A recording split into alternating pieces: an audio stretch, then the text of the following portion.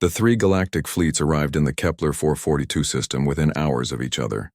The Vorthak Empire brought 12 heavy cruisers, their hulls gleaming with advanced armor plating. The Zephyrian Collective deployed a science fleet with experimental vessels designed for studying new phenomena. The Crom Federation showed up with a full battle group, their ships bristling with weapons. Captain Velnara found herself caught between them in her small observatory ship. The three powers demanded she surrender all data about the humans and the ancient technology. Each claimed territorial rights to the system based on different galactic laws. This sector falls under Vorthak expansion protocols, announced Admiral Threshmar from the Empire fleet. Any new species discovered here comes under our protection.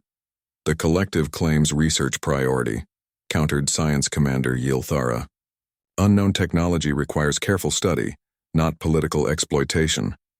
Military security takes precedence, declared General Corridon of the Federation. This ancient network could destabilize the galactic balance if it falls into the wrong hands. On the planet below, Kim Dae-ho watched the alien fleets through their limited sensors. The ships were so advanced that even seeing them was difficult with human technology. But Lee Taemin had intercepted some of their communications. "They're arguing about who gets to control us," he reported grimly. "None of them are talking about rescue anymore. They're talking about ownership." Park Soo-jin had spent the last day deep in the ancient facility with a larger team. What they discovered changed everything about their situation. The underground network was not just planetary, it was galactic. Connection nodes reached out to thousands of star systems.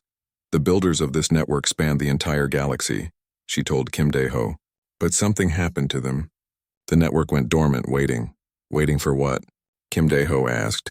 Dr. Yoon Ji-hai had been analyzing biological data from their facility explorations. "Waiting for us," she said quietly.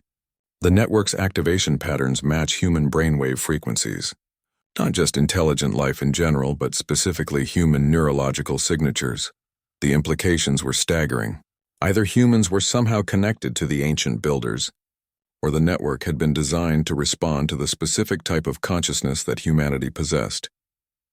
Choi Min-ho brought more disturbing news from his security teams. "The facility is changing faster now. Entire new sections are coming online. And I found something else." He showed them readings from deep scans. "The network extends to every star system where those fleets came from. There are dormant nodes throughout the galaxy." Kim Dae-ho realized what this meant. If we activate the network, we're not just helping ourselves. We're affecting the entire galaxy.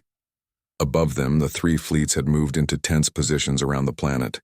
Each power was afraid the others might make the first move to claim the humans and their technology. Captain Velnara tried to mediate, but the political situation was becoming dangerous. "The humans are under observatory protection," she broadcast to all three fleets. "They contacted us first for assistance." "Observatory protocols don't apply to first contact situations," Admiral Threshmar replied coldly. "The Empire has legal precedent for claiming new species." The standoff was interrupted when Lee Taemin detected massive energy signatures coming from beneath the planet's surface. Park Soo-jin and her team had begun activating more of the ancient network. The facility responded to human presence in ways that amazed even Park Soo-jin. Control interfaces appeared when she approached them. System displays activated in languages that somehow made sense to her. Energy flows reorganized themselves to match her intentions. "It's like the network is teaching itself to work with us," she told her team through their communication link. "Every time we interact with it, it becomes more responsive." The network's activation sent energy pulses throughout the system. All three alien fleets detected the power signatures immediately. Their sensors had never recorded anything like it. "Energy output is increasing exponentially," reported the Zephyrian science vessels. "The ancient technology is far more advanced than our preliminary estimates indicated." The Vorthak Empire fleet moved closer to the planet. "We must secure this technology immediately," Admiral Threshmar decided. "Deploy landing forces to establish control of the facility." But when the Vorthak shuttles approached the planet's surface, something unexpected happened. The ancient network's defensive systems activated. Energy barriers appeared around the human colony. The alien shuttles found themselves unable to penetrate the protective fields. "The facility is protecting the humans," observed Science Commander Yilthara with fascination. "It recognizes them as authorized users." General Cordon of the Federation was less interested in the technology's behavior than in its strategic implications. If this network extends throughout the galaxy as our sensors suggest, whoever controls it controls galactic civilization. The three powers began preparing for more aggressive action. But Kim Dae-ho had anticipated this. Working with Park Soo-jin and the ancient network, he was about to make a move that would change the balance of power forever. Deep in the facility, Park Soo-jin had discovered the network's primary control center. It was a vast chamber filled with energy conduits and control interfaces that responded to her thoughts as much as her actions. "I think I understand now," she told Kim Dae-ho through their communication link. This network wasn't built by one species. It was built by many species working together. But they all died out or disappeared, leaving the network dormant. "Why did it wait for us specifically?" Kim Dae-ho asked.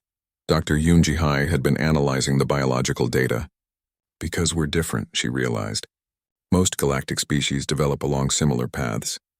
They become specialized, hierarchical, focused on control and efficiency. But humans develop differently.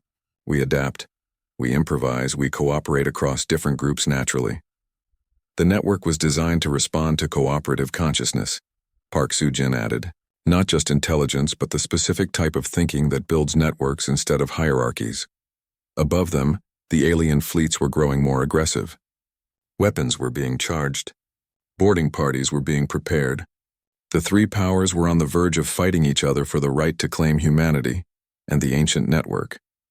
Captain Velnara made a desperate decision. She sent a coded message to the human colony, warning them about the impending military action. "You have perhaps 1 hour before they begin landing forces," her message conveyed through their mathematical communication system. Kim Dae-ho gathered his leadership team for a final decision. They could surrender to one of the galactic powers and hope for protection. They could try to hide deeper in the ancient facility, or they could take the enormous risk of fully activating the network without understanding its complete capabilities. "What are the odds that activating the network will help us instead of destroying us?" he asked Park Soo-jin. "I don't know," she admitted. "But I do know what happens if we let those fleets take control of us. We become specimens or clients or assets. We lose the chance to determine our own future." Choi Min-ho was ready for action. "My security teams have been exploring the network's military capabilities. There are defensive systems throughout the galaxy that have been dormant for thousands of years. If we activate them, we can protect ourselves." Dr. Yoon Ji-hee raised a concern. "But activating a galaxy-wide network will affect every species, every civilization. We could be starting something we can't control." Kim Dae-ho looked at each of his teammates. They were exhausted, desperate, and facing impossible odds. But they were also the same people who had survived 6 months trapped underground, who had made contact with ancient technology beyond their understanding, and who had impressed advanced alien civilizations with their creativity and determination. "The network has been waiting for someone like us for thousands of years," he said finally. "Maybe it's time to find out why." Park Soo-jin returned to the facility's control center. The interfaces responded to her presence, displaying system maps of the entire galaxy. Thousands of dormant nodes waited for activation, energy conduits prepared to carry power across interstellar distances. Above them, the three alien fleets moved into attack positions. Admiral Threshmar prepared to order the bombardment of the human colony's protective barriers. Science Commander Yilthara readied her research teams for immediate study of any captured humans. General Cordon positioned his forces for rapid deployment once the other fleets engaged. None of them realized that the primitive humans they were fighting over were about to activate a network that would fundamentally change the nature of galactic civilization. Park Soo-jin placed her hands on the control interface and began the activation sequence that would awaken the galaxy. The moment Park Soo-jin activated the ancient network, the galaxy changed forever. Energy pulses shot out from Kepler 4m42b at faster-than-light speeds, reaching dormant nodes on thousands of worlds. Systems that had slept for millennia suddenly awakened. On planets throughout Vorthak, Zephyrian, and Crom space, ancient installations began powering up. The three fleets above Kepler 442b detected the massive energy releases immediately. Their sensors showed power signatures unlike anything in their databases. "Admiral, we're detecting activation events throughout our home territories," a Vorthak officer reported to Admiral Threshamar. Ancient installations on 17 worlds just came online. Science Commander Yilthara's fleet recorded similar events. The network extends far beyond our initial estimates. We're seeing activations in every major star system in our sector. General Corridon faced the same situation. Federation Command reports unknown installations activating on military worlds. Our security is compromised. But the network's awakening brought more than just startling surprises. On each activated world, environmental systems began optimizing themselves. Planets with damaged ecosystems started healing. Worlds with limited resources found new energy sources. The network's primary function became clear. It was designed to support life on a galactic scale. On Kepler 442b, Park Soo-jin found herself directly connected to the network's control systems. Information flowed through her mind, not overwhelming but available whenever she needed it. She could sense the status of installations across the galaxy. Kim Dae-ho, she called through their communication system. The network is responding to our activation, but it's not just turning on. It's optimizing itself for current galactic conditions. The ancient builders had designed the network to adapt. It analyzed the current state of galactic civilization and began making improvements. Inefficient energy systems were upgraded. Communication networks were enhanced. Environmental problems were addressed. The 3 alien fleets found their own ships being affected. The network's influence reached their advanced technology, offering upgrades and improvements they had never imagined possible. Our gravitational drive efficiency just increased by 40%, reported a Zephyrian engineer. The modifications are based on principles we don't understand, but they're working perfectly. Similar improvements appeared throughout all 3 fleets. Weapon systems became more efficient. Life support systems required less power. Communication arrays gained new capabilities. Captain Velnara watched in amazement as her observatory ship received similar upgrades. The network isn't trying to control our technology, she realized. It's trying to improve it. Kim Dae-ho made a decision that would define humanity's role in the galaxy. Instead of hiding behind the network's power, he chose to communicate directly with the alien fleets. Working with Lee Taiman, they broadcast a message to all 3 powers. We did not activate this network to threaten you. We activated it to save ourselves and to help everyone. The message used the same mathematical communication system they had developed with Captain Velnara. But now the network amplified it, translating it into the native languages of all 3 civilizations. Admiral Threshamar received the message with suspicion. The humans claim they want to help, but they control technology that could dominate the galaxy. They don't control it, Science Commander Yilthara corrected after analyzing the energy patterns. They cooperate with it. The network responds to them because they approach it as partners, not masters. This observation proved to be crucial. When Vorthak engineers tried to access network nodes in their territory using standard control protocols, the systems remained dormant. But when human teams were sent to work with the installations, everything functioned perfectly. The network had been designed by cooperative civilizations. It responded only to cooperative consciousness.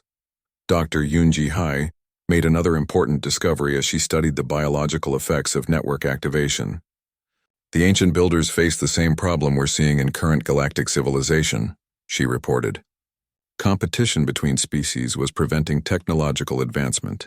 The network's historical records, now accessible through Park Soo-jin's connection, revealed the truth.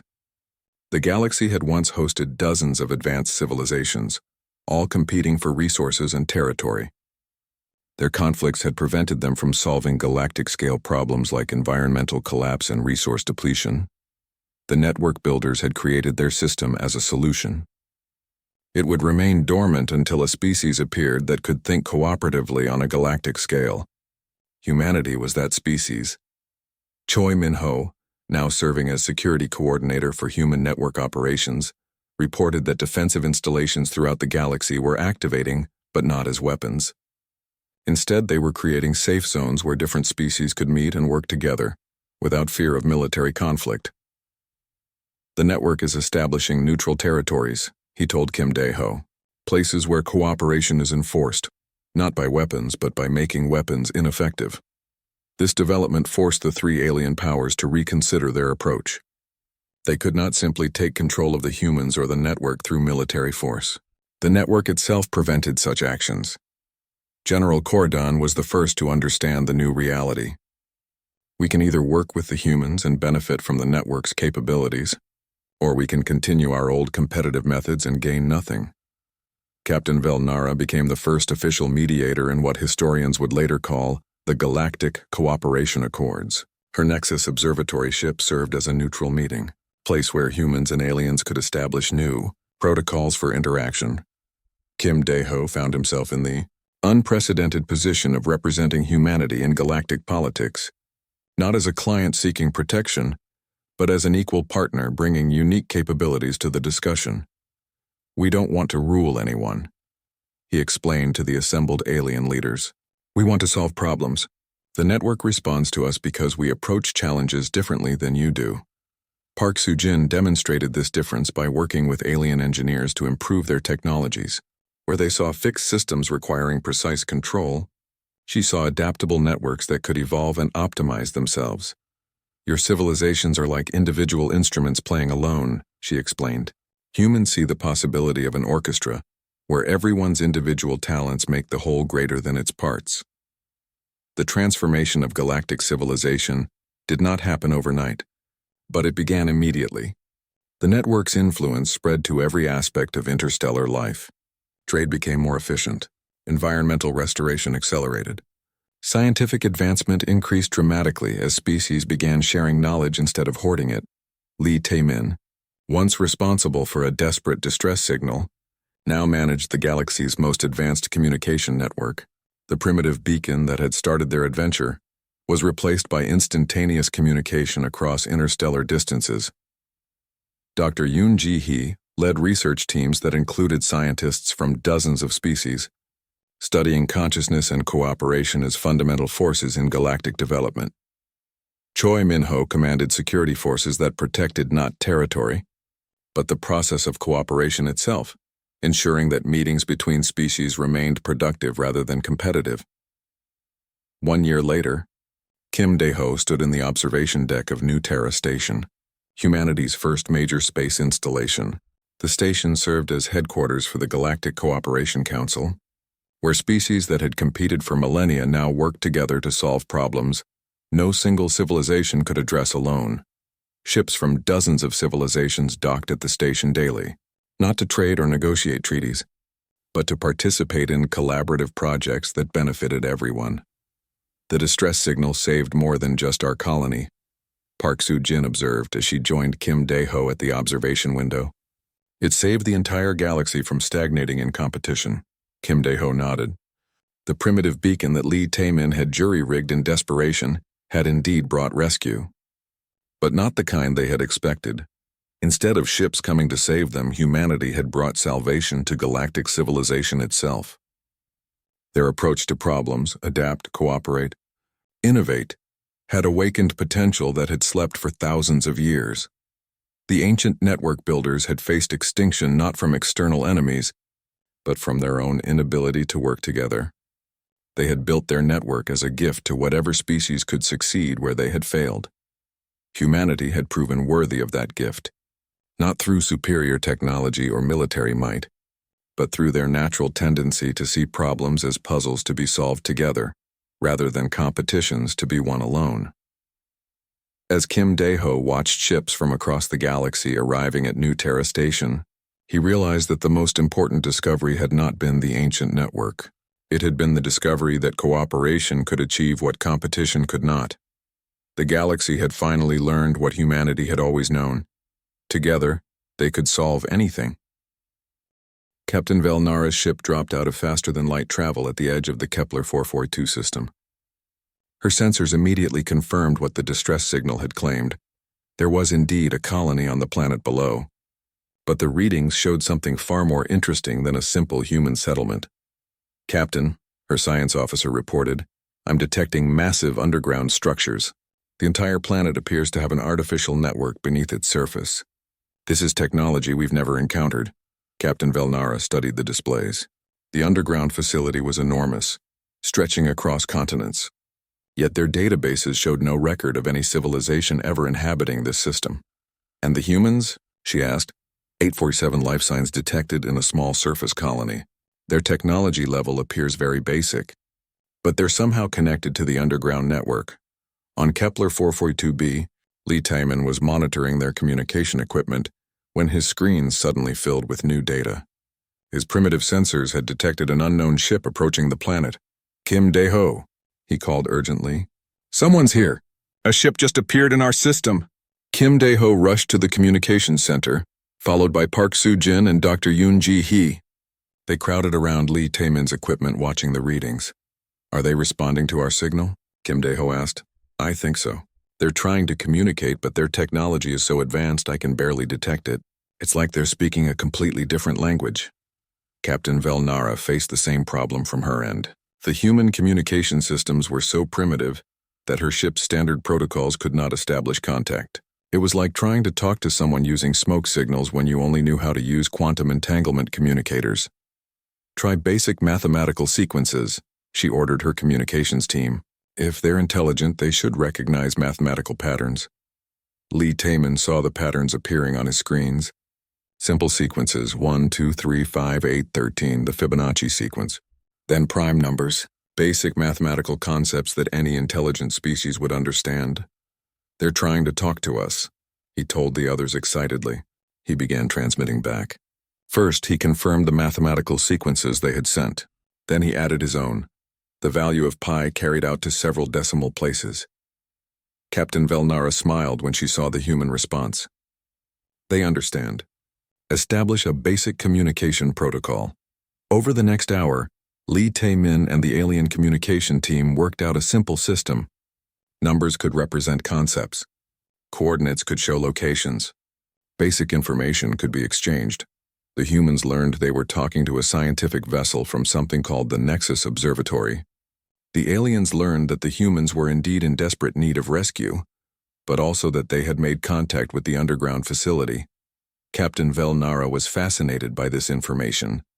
Ask them what they've learned about the ancient technology, she instructed her team. Park Soo-jin took over the communication task. She was better at technical explanations than Lee Taemin. Through their basic number system, she began describing what they had found underground. The facility responded to human presence. It maintained perfect environmental conditions. It appeared to be part of a planet-wide network. Most importantly, it seemed to be waking up after thousands of years of dormancy. Captain Velnara's science team was amazed.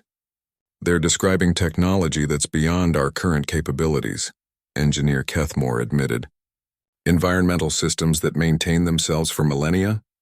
Network architecture on a planetary scale? This could revolutionize galactic civilization. But Park Soo-jin had more to share. During her exploration of the facility, she had observed how the alien technology operated. Now as she communicated with Captain Velnara's ship, she made a startling discovery. The aliens described their ship's gravitational manipulation systems, hoping to help with the rescue operation. Park Soo-jin understood the basic principles they described, but she saw problems with their approach. Using their number-based communication system, she began suggesting modifications. The humans' tradition of improvisation and practical problem-solving led her to propose changes that had never occurred to the aliens. On Captain Velnara's ship, the engineering team was stunned.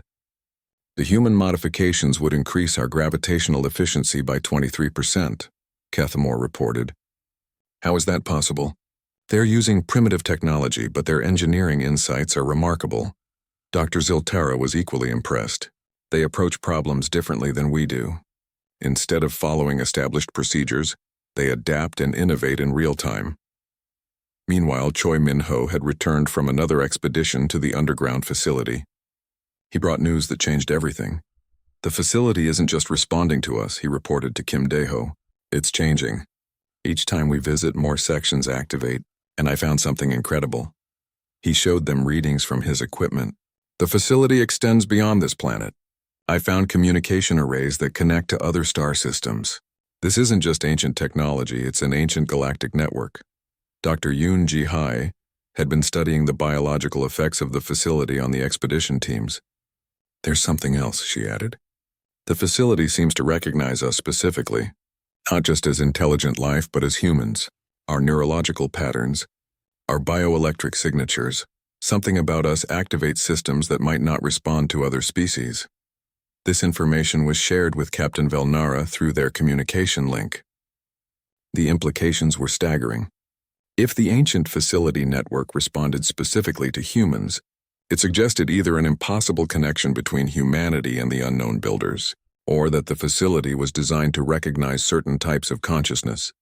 Captain Velnara faced a difficult decision.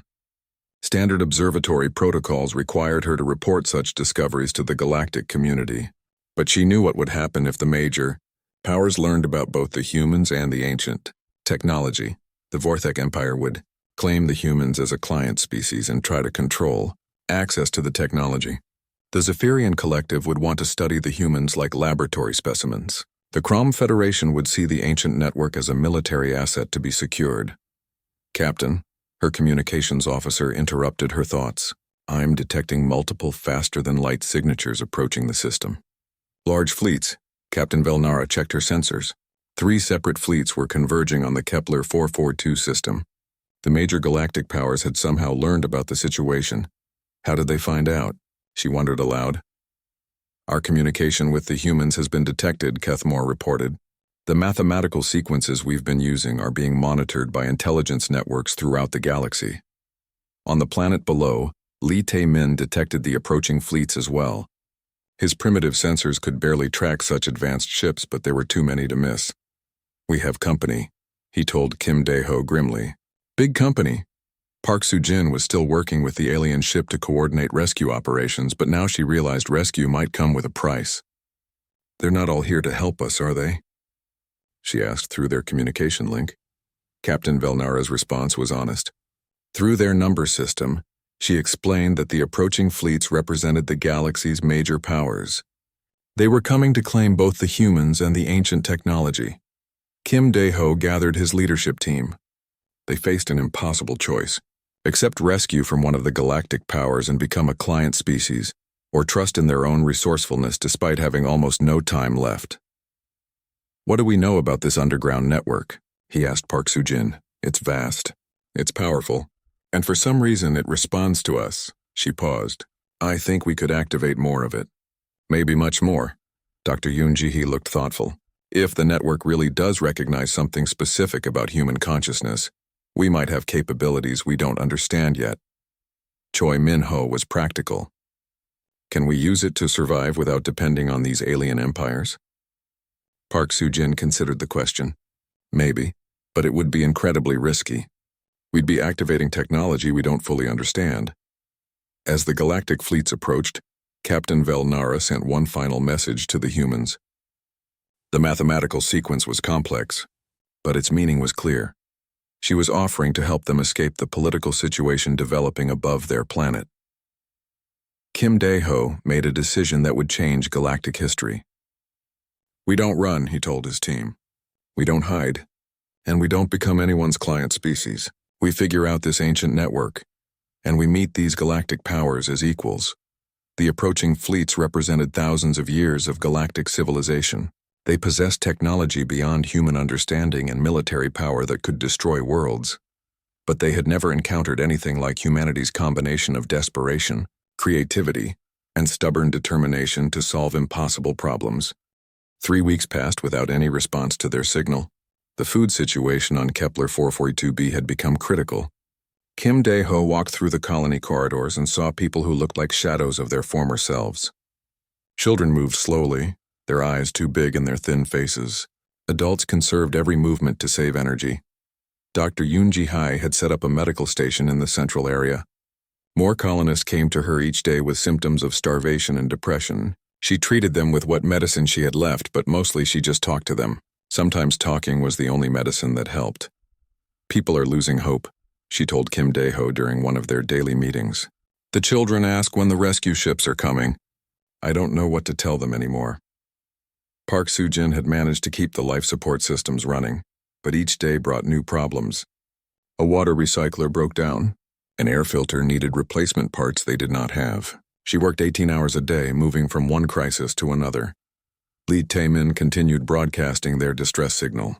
He had calculated exactly how much power each transmission used. At their current rate, they could keep signaling for maybe 10 more days before their communication systems died completely. Should I reduce the frequency of broadcasts? He asked Kim Dae-ho. We could make the power last longer. Kim Dae-ho thought about it. If they sent fewer signals, they might miss their chance to reach someone. But if they used all their power too quickly, they would have no chance at all. Keep broadcasting, he decided. If someone is listening, we need to make sure they hear us. Far across the galaxy, someone was listening. Captain Velnara of the Nexus Observatory had been studying the human signal for days. The Nexus was a neutral scientific station staffed by multiple alien species. They monitored space communications and studied new phenomena. The human distress call puzzled everyone on the station. The technology was incredibly primitive, but the mathematical patterns in the signal showed sophisticated understanding of quantum mechanics. How can they know so much about subspace physics but use such basic equipment? Asked Engineer Kethmore. He was from the Vorthak Empire, one of the galaxy's major powers. His people were proud of their advanced technology. Perhaps their equipment was damaged, suggested Dr. Ziltara from the Zephyrian Collective. They might have had better communications but lost them in some disaster. Captain Velnara studied the signal analysis on her screen. There's something else unusual. The signal comes from a system we've marked as uninhabitable. According to our surveys, Kepler 442b has unstable geology and toxic atmospheric conditions. Yet someone built a colony there, Kethmore pointed out. Either our surveys were wrong, or these humans are very determined people.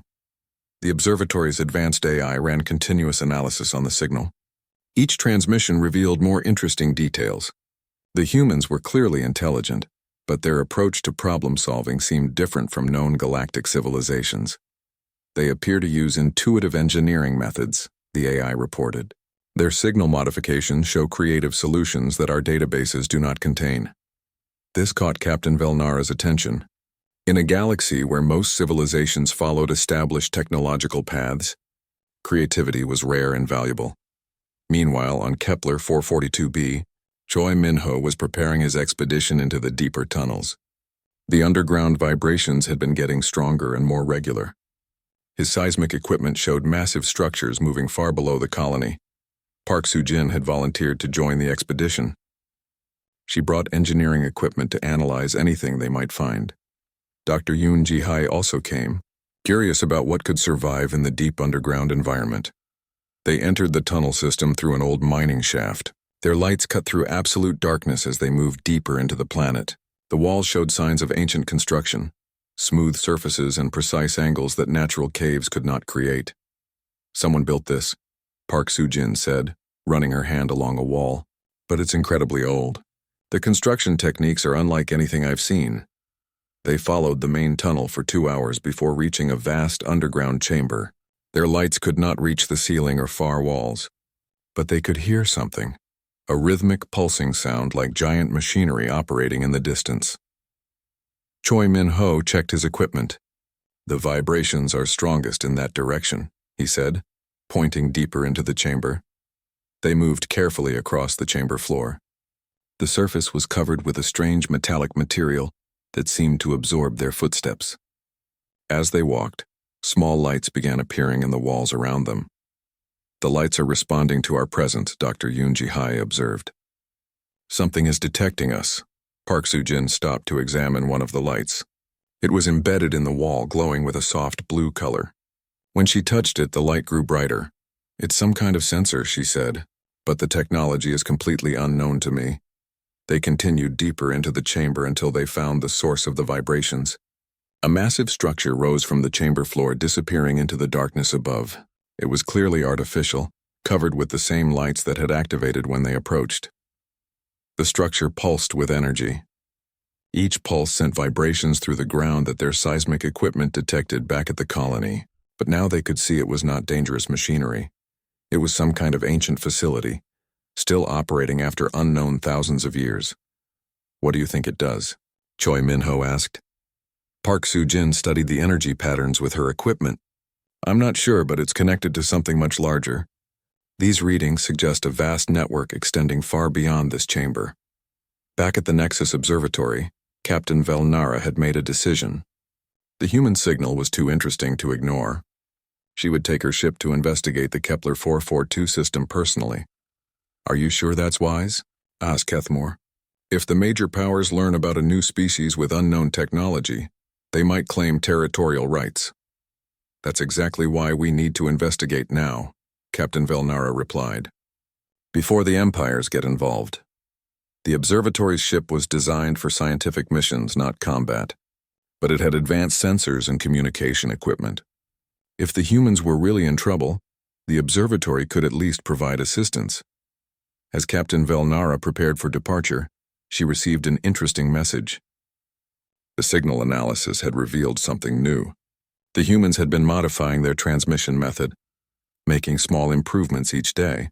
These modifications showed engineering creativity that impressed even the observatory's advanced AI. "They're not just calling for help," she realized. "They're actively problem-solving and innovating under extreme pressure." On Kepler 442b, the expedition team continued exploring the ancient facility. Park Soo-jin discovered that the structure responded to their presence in ways she could not explain. When she approached certain areas, new sections would activate. Lights would appear. Energy patterns would shift. "It's like it recognizes us," she told the others. "But that's impossible. This facility is older than any known civilization." Dr. Yoon Ji-hai was taking biological readings of the environment. "The air down here is different," she reported. "It's not just the atmosphere from above. Something is generating oxygen and maintaining temperature. This facility is keeping itself habitable." The implications were staggering. An ancient facility that maintained itself and responded to human presence suggested technologies far beyond anything the galaxy's current civilizations possessed. As they explored further, they discovered that the facility extended in all directions. Tunnels led to other chambers. Each area they entered activated in response to their presence. It was as if the entire underground network was waking up after a long sleep. Choi Min-ho was practical. "Can any of this help our colony survive?" he asked. Park Soo-jin was studying her readings. "Maybe. If I can understand how the environmental systems work, we might be able to tap into them. This facility has been maintaining perfect conditions for thousands of years. It knows things about life support that we never learned." They began the long journey back to the colony, carrying data and samples that might save their people. But they also carried questions that could change everything they thought they knew about their place in the galaxy. Above them, Lee Tae-min continued broadcasting their distress signal into space.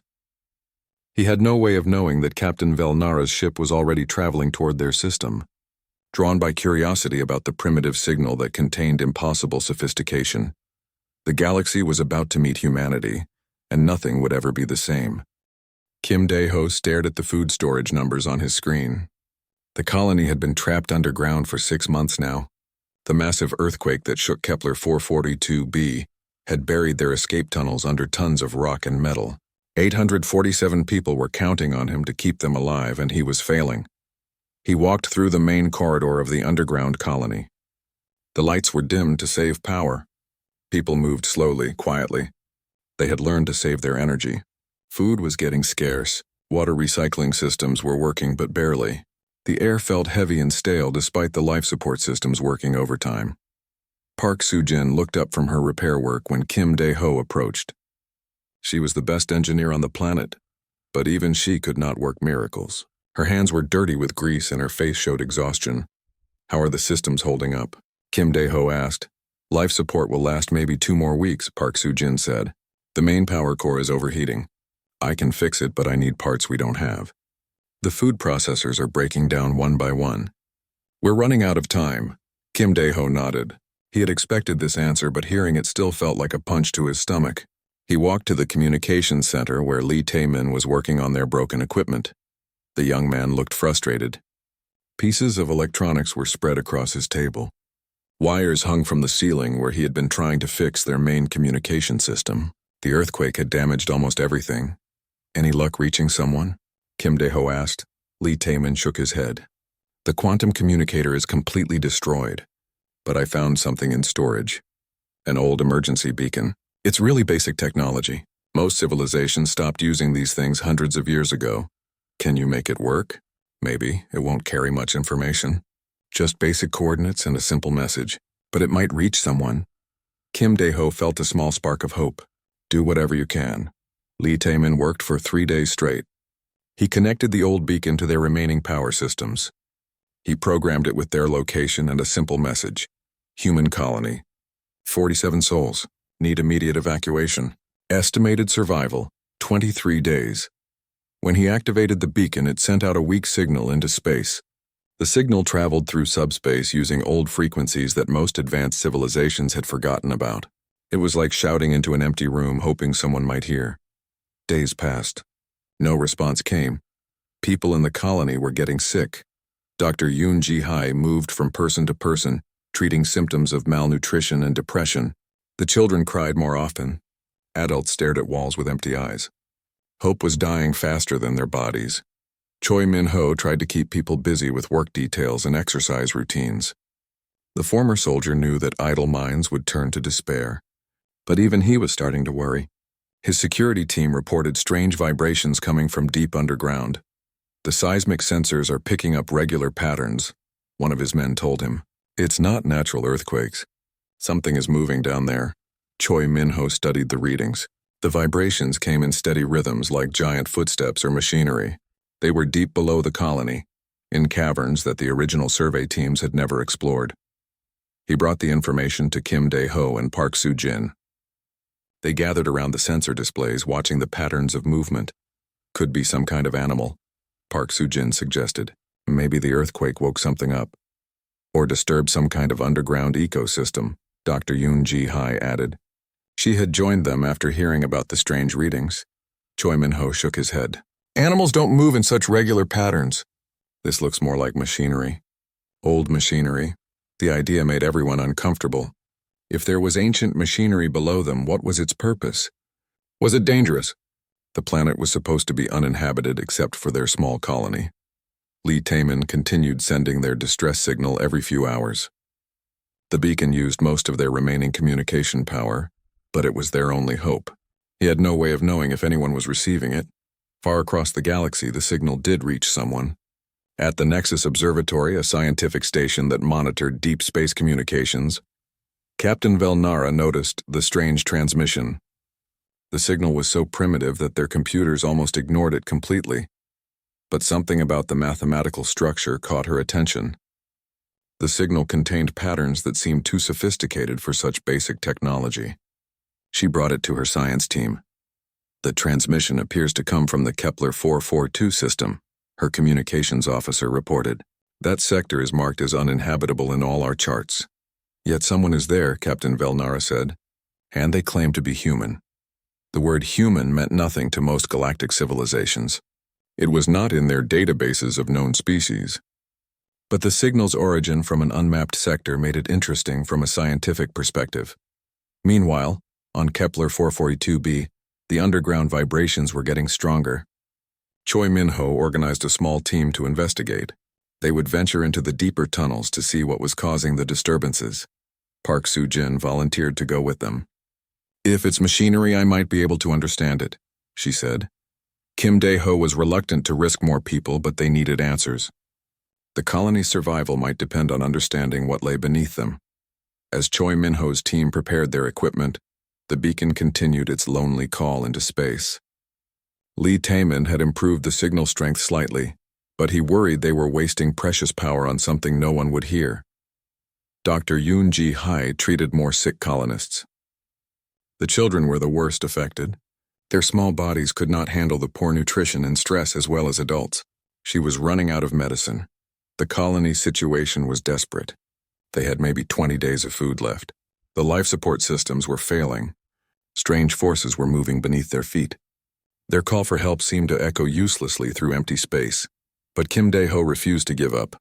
He gathered the colonists in the main hall and spoke to them with what confidence he could manage. We are still alive, he told them. We are still fighting. Our signal is out there. Someone might hear it. And we're going to find out what's happening underground. We're going to survive this. Some people nodded. Others just stared. But no one suggested they should surrender to their fate. As the colony settled into another night of uncertain sleep, the beacon continued its broadcast. The signal traveled through the darkness between stars, carrying the desperate hope of 847 human beings who refused to die quietly. What they did not know was that their primitive distress call would soon shake the foundations of galactic civilization itself.